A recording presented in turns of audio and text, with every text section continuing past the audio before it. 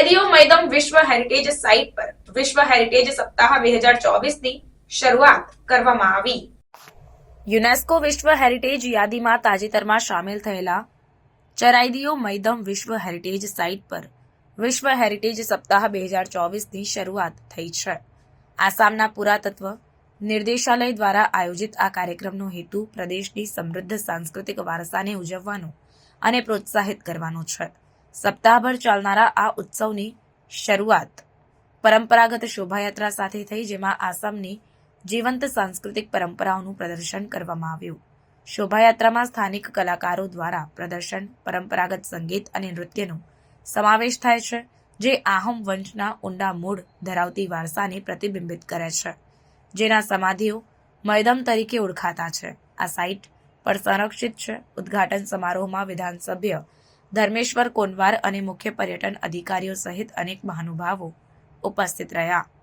તેમના સંબોધનમાં વિધાનસભ્ય કોનવારે આસામના સાંસ્કૃતિક વારસાને જાળવવા અને પ્રોત્સાહિત કરવાની મહત્વતા પર ભાર મૂક્યો। તેમણે ચરાઈદીઓ મૈદમને પ્રદેશની ઐતિહાસિક અને સાંસ્કૃતિક વારસાની પ્રતીક તરીકે હાઇલાઇટ કર્યું। પર્યટન અધિકારીઓએ ચરાઈદીઓ મૈદમને સ્થાનિક અને આંતરરાષ્ટ્રીય પર્યટકોને આકર્ષવા માટેની ક્ષમતાની પણ ચર્ચા કરી, જેના દ્વારા સ્થાનિક અર્થતંત્રને પ્રોત્સાહન મળશે। તેમણે મુલાકાતી સુવિધાઓને વધારવા અને વિવિધ પર્યટન પહેલો દ્વારા સાઇટને પ્રોત્સાહિત કરવાની યોજનાઓની રૂપરેખા આપી। સપ્તાહ દરમિયાન મુલાકાતીઓને જોડવા અને ચરાઈદીઓ મૈદમના ઐતિહાસિક મહત્વ વિશે જાગૃતિ લાવવા માટે પ્રવૃત્તિઓ અને કાર્યક્રમોની શ્રેણી યોજવામાં આવી છે। તેમાં માર્ગદર્શિત પ્રવાસો, હેરિટેજ વોક્સ, સાંસ્કૃતિક પ્રદર્શન અને પરંપરાગત હસ્તકલા અને પ્રથાઓ પર વર્કશોપનો સમાવેશ થાય છે।